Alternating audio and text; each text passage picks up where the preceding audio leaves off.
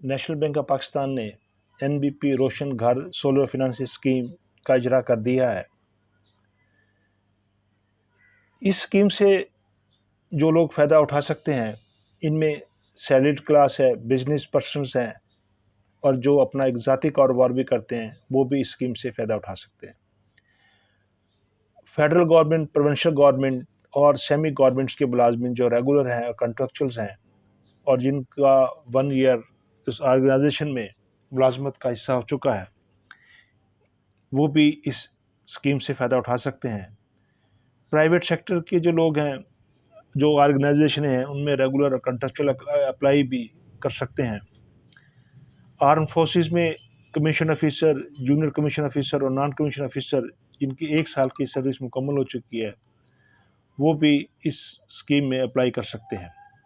National bank का जो staff है, जो रेगुलर है, कंट्रेक्चुअल है और जिनकी कम से कम 6 माह की सर्विस हो चुकी है, वो भी इस स्कीम से फ़ायदा उठा सकते हैं। इसमें आप लोन की लिमिट 4 लाख से 50 लाख तक रखी गई है और इसका अरसा 7 साल है, यानी कि 84 मंथ है, और आप इससे मज़ीद भी कम उसे करा सकते हैं। इसमें सिक्योरिटी का जहाँ तक ताल्लुक है, अगर इसमें नेशनल बैंक से जिन लोगों ने साइबान या लो कास्ट हाउसिंग स्कीम ली हुई है, तो वो अपनी एक एडिशनल सिक्योरिटी देकर इस स्कीम से फ़ायदा उठा सकते हैं।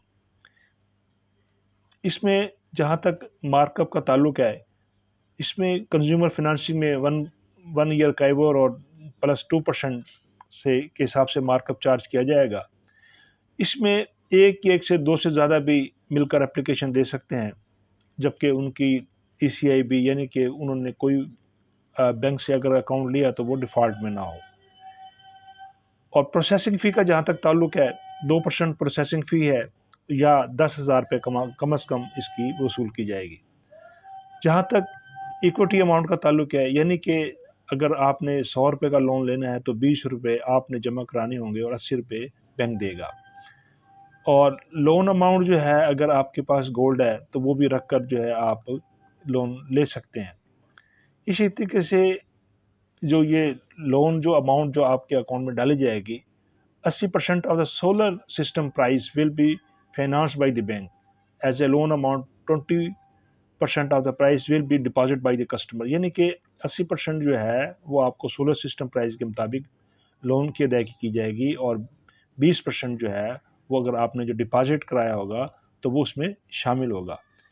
इसके लिए आपको जो है एक पेमेंट ऑर्डर इशू किया जाएगा, और वो पेमेंट ऑर्डर जो है उसी के ज़रिए लोन की डिस्बर्समेंट होगी। इसके अलावा इस लोन की आपको इंश्योरेंस भी करानी पड़ेगी, और इंस्टॉलमेंट अमाउंट जो है वो आपको हर महीने को हर महीने की 5 तारीख को अदा करनी होगी। अगर आप इस अकाउंट को वक्त से पहले एडजस्टमेंट कराना चाहते हैं तो इस पर कोई चार्जेस बैंक वसूल नहीं करेगा। और इसके अलावा बाकी जो डॉक्यूमेंटेशन है, उसके लिए आप किसी भी नज़दीक तरीन नेशनल बैंक की ब्रांच से रब्ता कर मज़ीद तफ़सीलात हासिल कर सकते हैं, और इस तरह इस स्कीम से आप फ़ायदा उठा सकते हैं। बहुत शुक्रिया। अगर आपको हमारी ये वीडियो पसंद आई है